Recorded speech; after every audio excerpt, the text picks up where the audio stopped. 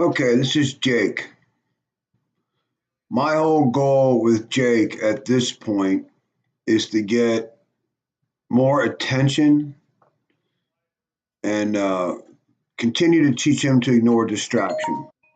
At this point in the exercise in his training, I've already introduced the circle, 3 sits, sit stay, down and down stay routine. And what I'm doing now is initially I'm doing a little bit of attention work. I'm making a lot of left turns, cutting in front of his face, getting him to back up a little bit. Now I'm going straight to my pattern, 3 sits and sit stay. Each time I stop, you probably might not be able to hear it, but I'm telling him sit. Sometimes I don't. But the bottom line is every time I stop, he should automatically sit by the end of this training. Then I put the owner on the leash and teach them how to work the dog so he follows the same rules with them. Again, I'm going back to the circle, the 3 sits. Now I'm trying to coax him a little bit instead of correcting him, trying to let him work for me with a loose lead. Most tugs I give are not for correction, but they're a reattained attention to get a deeper level of focus, concentration, or sometimes it's negative stimulus to motivate him to comply. There I reached back and tapped on his butt to try to get him to sit. He's a very happy-go-lucky dog. When he came in during the evaluation, he tried to bite me about 8 times. He was very much afraid, very timid, very bossy, very aggressive. He was starting to learn that aggression works.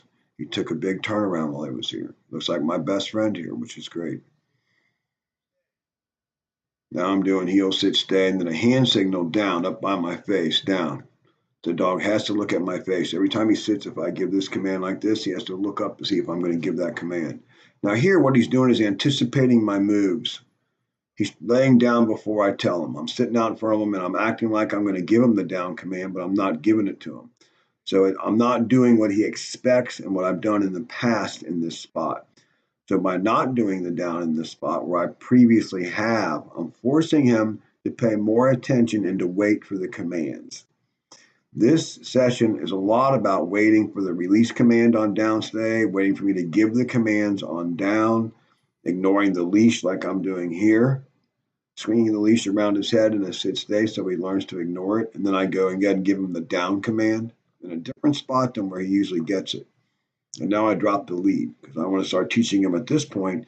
When I tell you down and down stay, you can't get up if I throw a ball or if somebody walks into the room. So I throw this and I tell him, no, you can't get up. Let's go back to your place.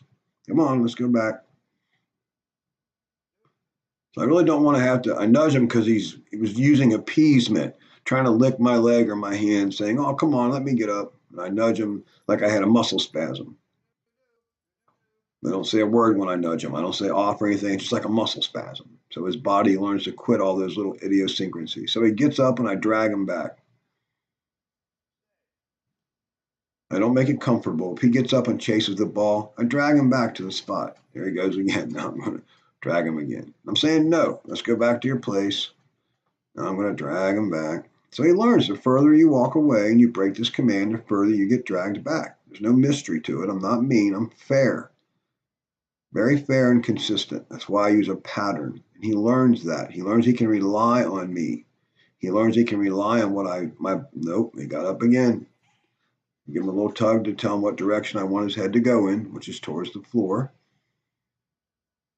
And he's still nervous. His head's up. His eyes are darting around. You'll see something change in a minute here. He's not getting up though. I'm saying, good boy. Each time I throw it, he doesn't get up. I say, good boy for not getting up. Good boy. Now I'm going to show him when he can get up. I pick up the lead and I say, okay. And then he learns he can get up on that command. So first I throw the toy around and I correct him for not getting up by saying, no, shame on you. Let's go back to your place, like I will here. He doesn't get up. I say, good boy. And I pick it up and I throw it again. And I say, good boy. Now I'm going to open the door. Nope, he went for it. So I say, no, let's go back to your place. You don't get up when I open the door. You have to wait until I tell you it's okay to get up. So I take him back. I tell him down and stay. Then I go open the door again. Not saying any other words, just right to the door. Open the door. Doesn't go out it. I slam it. Then I go out the door. Boom, he gets up. But he doesn't run away from the spot because I've dragged him back. Now he's going to try to sneak to his crate. Nope. Let's go back to your place. Sit and down and stay. Place or plots. Go right towards the door. Now I'm going to walk outside this time if he doesn't get up. I'm trying to make him make mistakes. I'm expanding that bubble, bigger distractions. So, nope, let's go back to your place. Back again. Now, in a minute, it clicks. Watch. You'll see when it clicks. His head's up off the floor. Watch that. You'll see when he finally says, okay, I give. And I'll do it. Good boy. I walked outside and I walked back in. There it is. Maybe. His head's on the floor now. Let's see if it stays there. Good boy. I walk out of the room completely. I come back, he's still there. Good boy. So I think he's surrendered at this point. Yeah, he's pretty much surrendered. Throw the ball, doesn't get up. I say, good boy. Pick up the leash, he doesn't get up. I say, good boy. He moved around a little there, but he didn't get up. So I say, good boy. The deal is you lay down till I tell you to get up. No matter if somebody pick up the lead, he shouldn't get up. So I say, okay, there you go. Now he can get up. Sit and down. Now I'm going to unsnap the leash in a second to make sure he's going to stay down there. There, you throw the ball, he shouldn't get up. So I say, good boy. Throw the ball again a little closer, he doesn't get up. I say, good boy for not getting up. This way, when he goes home and people walk into the house, he's much less likely to get up, or he's in a downstay and a child walks into the room, or the doorbell rings, or somebody drops food. He's much less likely to get up and go for it if I practice these distractions. But the biggest thing is you have to be clear when knows when he's allowed to get up like this. Okay. If he knows every time I tell him, okay, he's allowed to jump up and he's free, he pretty much figures that out really quick. So again, what I worked on was attention, teaching a dog to ignore distraction, and helping him with his release commands.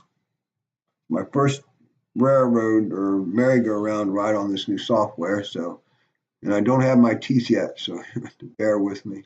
Things will get better. Have a good night. And by the way, Happy New Year.